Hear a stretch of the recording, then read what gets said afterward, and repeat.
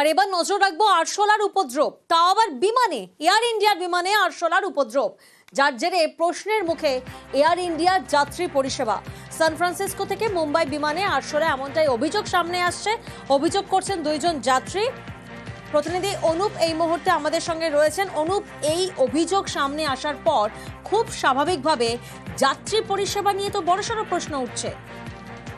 একেবারে যাত্রী পরিষেবা নিয়ে কিন্তু প্রশ্ন ইতিমধ্যে উঠতে শুরু করে, যার কারণ হিসেবে সান ফ্রান্সিসকো থেকে এই বিমানটি, এয়ার ইন্ডিয়ার বিমান AI-180, এই বিমানটি কিন্তু ভায়া কলকাতা হয়ে মুম্বাই উদ্দেশ্যে রওনা দিয়েছিল। এবং সান ফ্রান্সিসকো থেকে যখন এই বিমান একেবারে রওনা দেয়, সে সময় কিন্তু দুজন যাত্রী তারা সিটের পাশে দুটি আরশোলা দেখতে পায় তাদেরই সিটের পাশে। এরপরে বিমানে থাকা যে কেবিন ক্রু তাদের গোটা বিষয়টি জানায় এবং কেবিন ক্রু পরবর্তী ক্ষেত্রে তাদের সিট দুটি চেঞ্জ করে অন্য সিটের ব্যবস্থা করে দেয়। এরপরে যখন বিমান সান ফ্রান্সিসকো থেকে ভায়া যদি কলকাতার কলকাতা আসা কলকাতায় যখন ভায়া এসে পৌঁছয়, এরপরে গোটা বিমানটি কিন্তু পরিষ্কার করা হয়। তারপরে বিমানটি আবারও মুম্বাই উদ্দেশ্যে রওনা দেয়। এই ঘটনা নিয়ে কিন্তু একেবারে যাত্রী পরিষেবা নিয়ে কিন্তু যেমন প্রশ্ন উঠছে, বিমান কর্তৃপক্ষ গোটা বিষয় যেমন ক্ষতি, তার পাশাপাশি এয়ারলাইন্স কর্তৃপক্ষ তারা কিন্তু এই ঘটনা একেবারে নজরে আসার পরে তারা কিন্তু ইতিমধ্যেই ক্ষমা চেয়ে নিয়েছেন এবং এই গোটা বিষয়টি তারা কিন্তু খতিয়ে দেখার আশ্বস্ত করেছেন। কারণ এই বিমানের মধ্যে যে দুটি আরশোলা তারা দেখতে পেয়েছিল একেবারে যাত্রী পরিষেবা নিয়ে কিন্তু এয়ার ইন্ডিয়ার, সেটা নিয়ে আবারও প্রশ্ন চিহ্ন তুলতে শুরু করেছে যাত্রীরা। এই কারণে এয়ার ইন্ডিয়া কর্তৃপক্ষের পক্ষ থেকে এখনো পর্যন্ত বলা হচ্ছে তারা এই গোটা যে ঘটনা ঘটেছে সেটা নিয়ে তারা দুঃখ প্রকাশ যেমন করেছে, ক্ষমা চেয়ে নিয়েছে, তার পাশাপাশি পুরো বিষয়টি কিন্তু খতিয়ে দেখার আশ্বস্ত করা হয়েছে। একেবারে ধন্যবাদ অনু।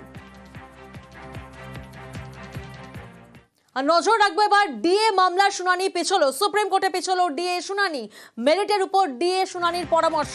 প্রতিনিধি মৈত্রী এই মুহূর্তে আমাদের সঙ্গে রয়েছেন। মৈত্রী, বিচারপতি সঞ্জয় করল কি পরামর্শ দিয়েছেন আজ? দেখো, বিচারপতি সঞ্জয় করলের বেঞ্চ আজকে তারা জানিয়ে দিয়েছেন তারা যে মূল মামলাটি রয়েছে ডিএ মামলা, সেই মামলার তারা পুরো শুনানি করতে চান এবং এই পূর্ণাঙ্গ শুনানির প্রস্তাবই কিন্তু আজকে বিচারপতি করলের বেঞ্চের তরফ থেকে দেওয়া হয় এবং তারপর রাজ্যের তরফ থেকে রাজ্যের আইনজীবী অভিষেক মনু সিংভি এবং আইনজীবী অশোক দ্বিবেদী তারা দুজনেই সওয়াল করছিলেন রাজ্যের হয়ে এবং তাদের বক্তব্য ছিল যে রাজ্য একটি কমিটি গঠন করেছে এবং রাজ্যের আরো কিছুটা সময় দরকার, কারণ এখনো পর্যন্ত ডিএর এই অ্যামাউন্টটা কত সেটা এখনো ফিগার আউট করা হয়নি, ফলে সেই জায়গায় দাঁড়িয়ে তাদের আরো কিছুটা সময় দরকার। কিন্তু বিচারপতি করল বেঞ্চ তারা স্পষ্টই জানিয়ে দিয়েছেন যে তারা গোটা মামলাটাই তারা শুনতে চান, তার ফলে এরকম পরিস্থিতিও হতে পারে যে যেখানে রাজ্যকে কোনো ডিএই দিতে হবে না, এরকম পরিস্থিতিও হতে পারে। ফলে আগামী কাল থেকে বিচারপতি করলের বেঞ্চে এই মামলার শুনানি শুরু হবে। একেবারে on top of the board এই মামলার শুনানির জন্য নির্ধারিত করা রয়েছে, ফলে আগামীকাল এই ডিএ মামলার যে মূল শুনানি সেটা কিন্তু শুরু হওয়ার কথা রয়েছে। বেশ, সরকারের দেউলিয়াপনা প্রকাশ পায় আর কি। কোয়ান্টিফাই করার দায়িত্ব কোর্টের না, কোর্টের দায়িত্ব আইন ঠিক করে দেওয়া। কোর্ট আইন ঠিক করে দিয়েছে, এখন কোয়ান্টিফাই কে করবেন না করবেন সেটা তো কোর্টের বিষয়ে চূড়ান্ত সিদ্ধান্ত হয়ে যাবে। সেক্ষেত্রে 100%-এর উপরই এখন অর্ডার আসবে, যা হবে। যদি আমরা জিতি 100% দিতে হবে। রোপা রুল 2009 এটা বলা আছে 2006 থেকে 2008 পর্যন্ত দিয়ে দেবো না, তারপরে 2008 থেকে কি রেটে দিয়ে দেওয়া হবে তার নোটিফিকেশন আছে, কিন্তু সেই নোটিফিকেশন দিলেও AICPI অনুযায়ী দেওয়া হয়নি বলে মলয় মুখোপাধ্যায়রা যারা কনফেডারেশনের তরফ থেকে মামলা করেন। এই কোয়ান্টিফাই হয়নি বলার অর্থ কি? যেখানে রোপা রুল 2009 রুল 3-তে স্পষ্টত বলা আছে ডিএ AICPI অনুযায়ী দিতে হবে। 1982 বেস ইয়ার ধরে 536 সাপেক্ষে যত এনহান্স হয়েছে, মূল্যবৃদ্ধি ঘটেছে। নজর রাখবো পরের খবরের দিকে। শেখ শাহজাহানের ধাক্কা হাইকোর্টে, সিঙ্গেল বেঞ্চের নির্দেশে হস্তক্ষেপ নয়, সিবিআই তদন্তের নির্দেশ বহাল ডিভিশন বেঞ্চে। দুই বিজেপি নেতা খুন, একজন নিখোঁজ মামলা, সেই মামলায় সিবিআই তদন্তের নির্দেশ বহাল ডিভিশন বেঞ্চে। সিঙ্গেল বেঞ্চের নির্দেশকে চ্যালেঞ্জ করে ডিভিশন বেঞ্চ। সিবিআই তদন্তের নির্দেশ দেন বিচারপতি জয় সেনগুপ্ত, সিঙ্গেল বেঞ্চের নির্দেশ বহাল রাখলো ডিভিশন বেঞ্চ। অর্থাৎ হাইকোর্টে ধাক্কা শেখ শাহজাহানের, সিঙ্গেল বেঞ্চের নির্দেশে হস্তক্ষেপ নয়, সিবিআই তদন্তের নির্দেশ বহাল ডিভিশন বেঞ্চে। আবেদনের গ্রহণযোগ্যতা নেই মন্তব্য করছেন হাইকোর্ট।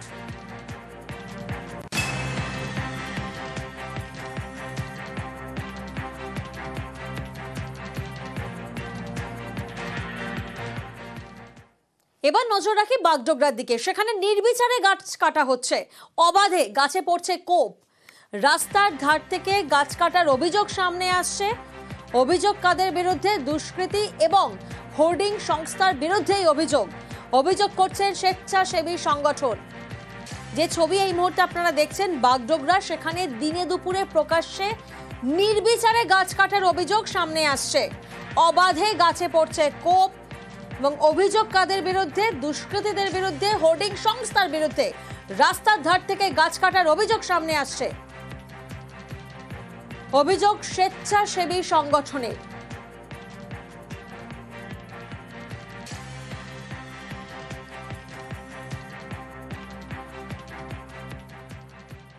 এক ধারছে 5-6টা গাছ কেটে দিয়েছে। তো রাতের অন্ধকারে কে বা কারা কাটলো এটা এখনো বোঝা যায়নি।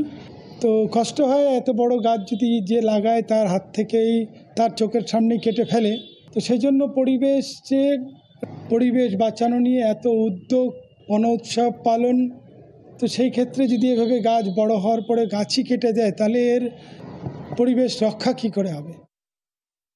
একেবারে আমরা শুনলাম স্বেচ্ছাসেবী সংস্থা তাদের তরফ থেকে অভিযোগ সামনে আনা হচ্ছে, যেখানে পরিবেশের ভারসাম্য নিয়েও তো প্রশ্ন সামনে আসছে। বিশ্বজিৎ প্রতিনিধি এই মুহূর্তে আমাদের সঙ্গে রয়েছেন, সরাসরি বিশ্বজিতের কাছে যাব। বিশ্বজিৎ, আমরা শুনলাম স্বেচ্ছাসেবী সংগঠনের তরফ থেকে বিভিন্ন অভিযোগ সামনে আসছে, প্রশাসনের নজরে কি এসেছে?